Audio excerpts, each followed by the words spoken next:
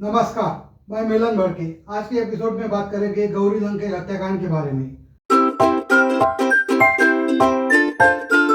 गौरी लंकेश का जन्म 29 जनवरी 1962 को कर्नाटक के लिंगायत परिवार में हुआ था। गौरी ने पत्रकारिता को अपना पेशा बनाने का निश्चय किया। पत्रकार के रूप में उनके पेशेवर जीवन की शुरुआत बेंगलुरु में टाइम्स ऑफ इंडिया से हुई। विवाह के बाद वे कुछ दिन दिल्ली भी रही। इसके बाद पुनः बेंगलुरु लौटकर उन्होंने 9 साल तक संडे मैगजीन में संवाददाता के रूप में काम किया। उनका अंग्रेजी तथा कन्नड़ दोनों भाषाओं पर पूरा अधिकार था। गौरी वामपंथी विचारधारा के निकट थी। वे दक्षिणपंथियों की कड़ी आलोचक थी। वे सत्ता विरोधी स्वर का प्रतिनिधित्व करती थी। वे सरकार से त्रस्त लोगों की पीड़ा को अपनी पत्रिका में स्वर देती थी। बहुत से लोग गौरी की हत्या का कारण उनके विचारधारात्मक लेखन को मानते हैं। गौरी लंकेश बेंगलुरु साप्ताहिक गौरी लंकेश पत्रिका के संपादक और प्रकाशक थी। एक मुखर वामपंथी पत्रकार थी जो 2014 में भारतीय जनता पार्टी के नेता नरेंद्र मोदी के प्रधानमंत्री के रूप में चुने जाने के बाद से भारत में काम कर रहे थे। भारत रिपोर्टर बनने के लिए दुनिया के सबसे खतरनाक देशों में से एक बन गया है। लेकिन भाजपा हिंदू अधिकार का सबसे खुला चेहरा है, जिसमें 30 से अधिक क्षितिज संबंध संगठित शामिल है। साथ में वे सभी हिंदुत्व के रूप में जाने जाने वाले हिंदू राष्ट्रवाद के उग्र ब्रांड की सदस्यता लेते हैं और वे हाल ही के वर्षों में लिंचिंग, दंगों और बम विस्फोटों से लेकर बलात्कार, अंगभंग, कारावास और आलोचकों को फांसी देने की धमकियों तक की गतिविधियों से जुड़े रहे हैं।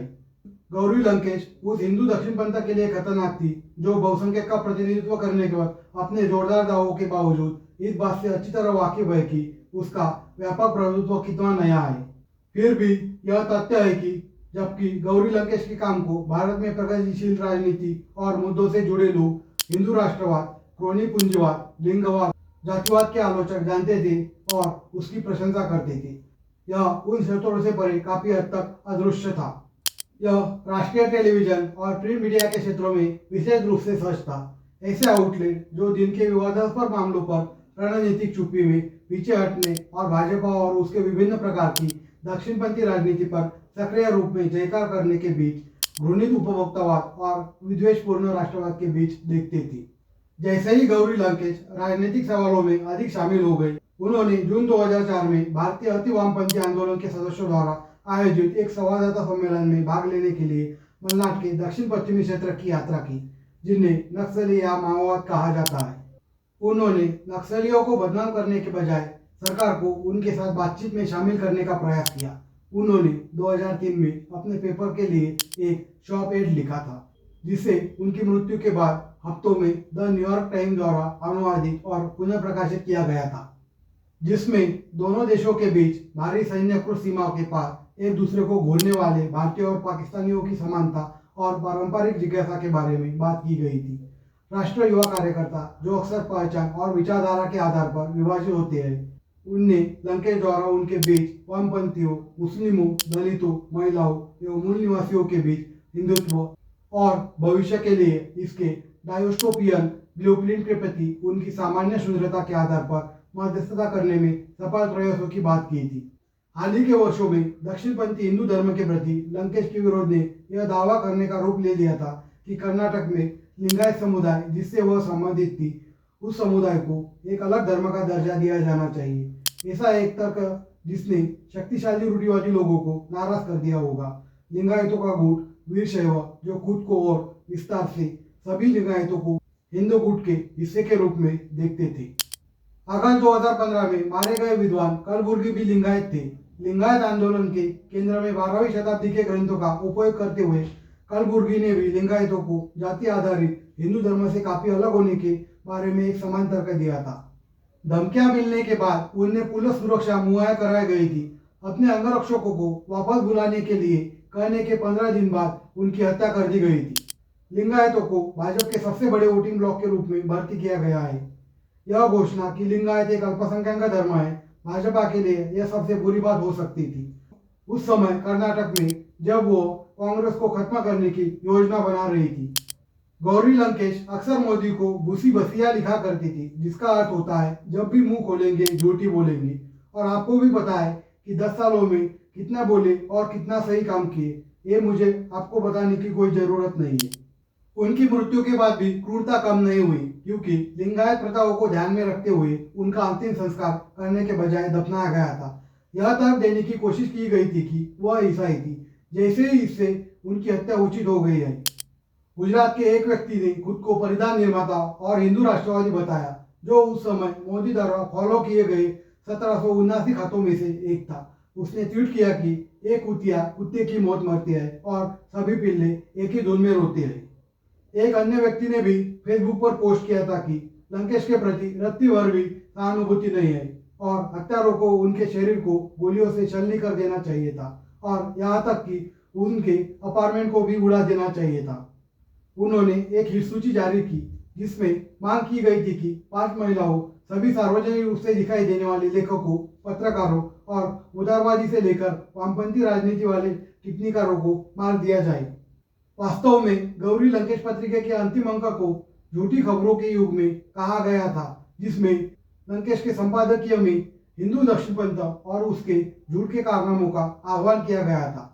उन्होंने अफवाह के प्रसार और दक्षिणपंथी दुर्व्यवहार और हिंसा को जानबूझकर भड़काने पर ध्यान दिया था, जिसमें तोड़फाड़ भी शामिल थी, जो महिलाओं, धार्मिक अल्पसंख्यकों और विरोधी विचारधारा के लोगों को निशाना बनाते थे। इसमें कोई संदेह नहीं है कि हिंदू अधिकार इसमें सबसे आगे है।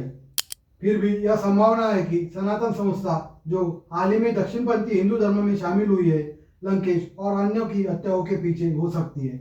इसमें भी अधिक परेशान करने वाली संभावना पैदा होती है।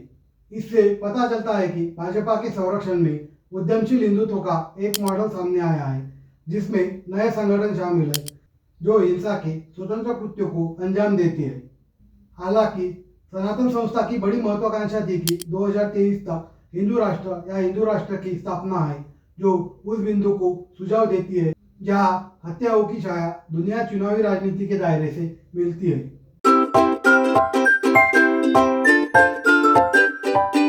जब पत्रकार गौरी लंकेश काम से अपने घर लौट रही थी, तो एक आदमी रास्ते में उनके पास आया। उसका चेहरा मोटरसाइकिल हेलमेट से छुपा हुआ था। जब वह लगभग 10 फीट दूर अपने घर की ओर भागी, तो उसने पिस्तौल से गोली चला दी। अंदर जाने से पहले वह गिर गई। ऑटोप्सी रिपोर्ट से पता चला है कि उसे सीने में 2 बार और पीठ में 1 बार गोली मार दी गई थी। चौथी गोली चूक गई थी या असफल हो गई थी। सुरक्षा कैमरों के फुटेज में एक मोटरसाइकिल पर केवल 2 आदमी दिखाई दिए, जिनमें हेलमेट पहने शूटर भी शामिल था। एक आदमी लगभग 5 फीट लंबा था, लेकिन पुलिस ने सुझाव दिया है कि 2 अन्य लोग भी शामिल थे, जो दूसरी मोटरसाइकिल पर पहले जोड़े का पीछा कर रहे थे। गौरी लंकेश हत्याकांड के आरोपियों का कर्नाटक में हिंदू समर्थक समूह ने भव्य स्वागत किया। पत्रकार गौरी लंकेश की हत्या के आरोपी 2 लोगों को बेंगलुरु की एक अदालत ने जमानत मिलने के बाद विजयपुरा में हिंदू समर्थकों ने नायक की तरह स्वागत किया। कार्यकर्ता पत्रकार गौरी लंकेश की हत्या के आरोपी 2 लोगों को 9 अक्टूबर 2023 को एक विशेष अदालत द्वारा जमानत दिए जाने के बाद हिंदू समर्थक समूह ने उनका भव्य स्वागत किया। 6 साल सलाखों के पीछे बिताने वाले परशुराम वाघमोरे और मनोहर यादव को 9 अक्टूबर को बेंगलुरु सत्र ने जमानत दे दी और 11 अक्टूबर 2023 को औपचारिक रूप से परप्पाना अग्रहारा जेल से मुक्त करा दिया गया। विजयपुरा में अपने गृहनगर लौटने पर स्थानीय समर्थक हिंदू समर्थकों द्वारा मालाओं, नारंगी शॉल और उत्सव के मंत्रों के साथ उनका स्वागत किया गया। दोनों को छत्रपति शिवाजी की प्रतिमा के पास ले जाया गया, जहां उन्होंने प्रतीकात्मक तौर पर माला चढ़ाई। इसके बाद वे पूजा करने के लिए कालिका मंदिर भी गए। आरोपियों का विजयपुरा में वापस स्वागत किया गया और उनके समर्थकों ने दावा किया कि उन्हें गलत तरीके से कैद किया गया था। एक प्रमुख हिंदू समर्थक नेता ने मीडिया को संबोधित करते हुए कहा कि आज विजयादशमी है, हमारे लिए एक महत्वपूर्ण दिन। हमने परशुराम वाघमोरे और मनोहर यादव का स्वागत किया, जिन्हें गौरी लंकेश की हत्या से संबंधित आरोपों में 6 साल तक गलत तरीके से जेल में रखा गया है। असली दोषियों का अभी तक पता नहीं चल पाया है, लेकिन इन लोगों को सिर्फ इसलिए निशाना बनाया गया क्योंकि वे हिंदू समर्थक कार्यकर्ता थे।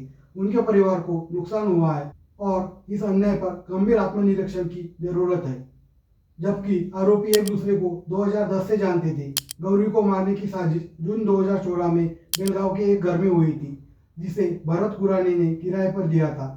इस बैठक के दौरान सुजीत कुमार ने अमोल काले, अमित दगवेकर, विकास पाटिल और मनोहर यादव को बेंगलुरु में एक सार्वजनिक कार्यक्रम का वीडियो दिखाया जहां गौरी ने भाषण दिया था।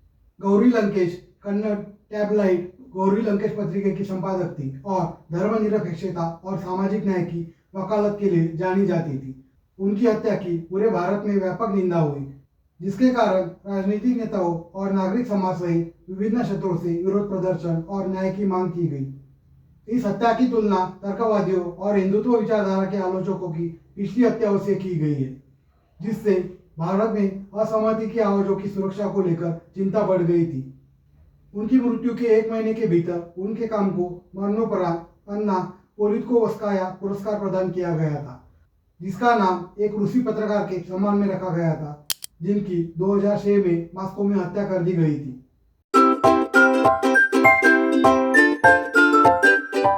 गौरी लंकेश की हत्या की जांच में चरमपंथी हिंदुत्व समूहों के जुड़े कई लोगों की गिरफ्तारी हुई।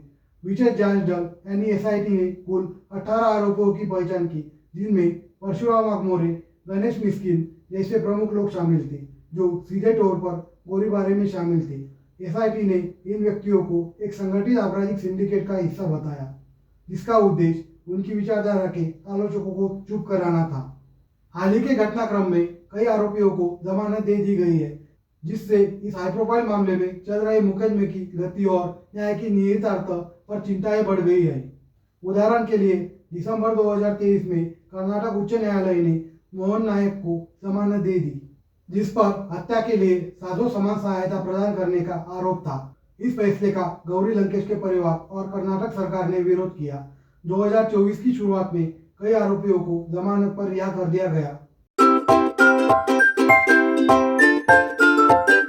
जनवरी 2025 तक न्यायपालिका के विभिन्न स्तरों पर जमानत के फैसले के खिलाफ अपील के साथ कानूनी कार्यवाही जारी है। यह मामला भारत में अभिव्यक्ति की स्वतंत्रता, पत्रकारों के सामने आने वाले जोखिमों को लेकर व्यापक और सामाजिक तनाव का प्रतीक बना हुआ है। चल रहे परीक्षणों पर दुनिया भर में मानवाधिकार संगठनों और मीडिया निगरानीकर्ताओं द्वारा बारीकी से नजर रखी जा रही है। गौरी लंकेश की विरासत कायम है, क्योंकि उनकी हत्या शत्रुतापूर्ण माहौल में पत्रकारों के सामने आने वाली चुनौतियों को याद दिलाती है, जो भारत में भाषण और प्रेस की स्वतंत्रता के लिए मजबूत सुरक्षा की आवश्यकता को रेखांकित करती है। हिंदू राष्ट्र की स्थापना के अपने एजेंडों को आगे बढ़ाने के लिए फायरब्रांड कार्यकर्ता पत्रकार गौरी लंकेश की हत्या के आरोपी 8 लोगों को अब जमानत मिल गई है। उनमें से 4 भरत कुराने, सुजीत कुमार, सुन्नवा गोंडालेकर और श्रीकांत जगन्नाथ को 5 सितंबर 2017 को उनकी हत्या के 7वीं बरसी से एक दिन पहले 4 सितंबर 2024 को बुधवार को कर्नाटक उच्च न्यायालय ने जमानत दे दी थी। सनातन संस्था के साहित्य से कट्टरपंथी बने इंजीनियर अमोल काले ने कथित तौर पर गौरी की हत्या की साजिश रची थी। सनातन संस्था गोवा स्थित एक चरमपंथी हिंदुत्व संगठन है। अमोल काले ने गौरी लंकेश की हत्या की योजना बनाई और इसे अंजाम देने के लिए 18 लोगों की टीम बनाई। विजयपुरा जिले के सिंदगी के रहने वाले एक कॉलेज ड्रॉपआउट छात्र परशुराम वाघमोरे ने गौरी लंकेश को गोली मारकर हत्या कर दी थी। गणेश मिस्किन वह व्यक्ति था जो मोटरसाइकिल पर सवार होकर परशुराम वाघमोरे को गौरी के घर ले गया था, जहां उनके निवास के द्वार के सामने उसे गोली मार दी गई थी। जबकि ये 3 मुख्य आरोपी है। अन्य 15 आरोपियों में से प्रत्येक की गौरी की हत्या से पहले, उनके दौरान और बाद में स्पष्ट रूप से परिभाषित भूमिका थी। हत्या की योजना बनाने वाले अमोल काले ने उनमें से प्रत्येक को विभिन्न कार्य सौंपे थे, जिनमें निगरानी करना, हत्यारों के लिए वाहन और आवाज जैसे रसद की व्यवस्था करना और अंत में सबूतों को नष्ट करना शामिल था। पुलिस जांच के अनुसार 18 आरोपी एक संगठित अपराध सिंडिकेट का हिस्सा थे, जो सनातन संस्था के नेता विनोद तावड़े के मार्गदर्शन में 2010 के आसपास आकार लेना शुरू हुआ था। आरोप पत्र में कहा गया है कि संस्था के एक अन्य नेता शशिकांत राणे, जिनकी 2018 में मृत्यु हो गई थी, उन्होंने भी सिंडिकेट का मार्गदर्शन किया था और अमित दगवेकर के माध्यम से वित्तीय सहायता प्रदान की थी। सभी 18 आरोपी या तो सनातन संस्था या हिंदू जन जागृति समिति के पूर्व या वर्तमान सदस्य थे और वे शास्त्र धर्म साधना नामक पुस्तक से प्रभावित थे, जो समाज के हिंदू विरोधी तत्वों को दुर्जन यानी बुरा करने वाला के विशेष रूप से पहचानती है और उनके उन्मूलन का आह्वान करता है। आरोप पत्र में कहा गया है कि वे समान विचारधारा वाले लोग हैं जो हिंदू राष्ट्र स्थापित करना चाहते हैं और इसे आतंक के माध्यम से हासिल करने के लिए वे कानून का उल्लंघन करके इकट्ठा हुए हैं और एक गुप्त और एक अज्ञात संगठित अपराध सिंडिकेट स्थापित किया है। आरोपी कई वर्षों की अवधि में एक दूसरे से मिले, अक्सर एक दूसरे का अपने असली नाम भी नहीं जानते थे। कुछ आरोपियों के या तो 2 या 3 उपनाम भी थे। अभियुक्तों के पास एक दूसरे के साथ संचार करने का व्यापक साधन भी था, जिसमें कई सिम कार्ड, फोन बूथ से कॉल या स्मार्टफोन की बजाय बुनियादी मोबाइल फोन का उपयोग शामिल था। उनके पास कोड शब्दों की एक प्रणाली भी थी, जिसका उपयोग वे उन लक्ष्यों को संदर्भित करने के लिए करते थे जिन्हें वे नुकसान पहुंचाने की योजना बनाते थे। निगरानी की शर्तें, सीसीटीवी कैमरे आदि। आरोपी हिंदू धर्म पर चर्चा करने और हिंदू धर्म के लिए खतरों पर चर्चा करने के लिए भी मिलते थे। नमस्कार, मैं मिलन भट्टी।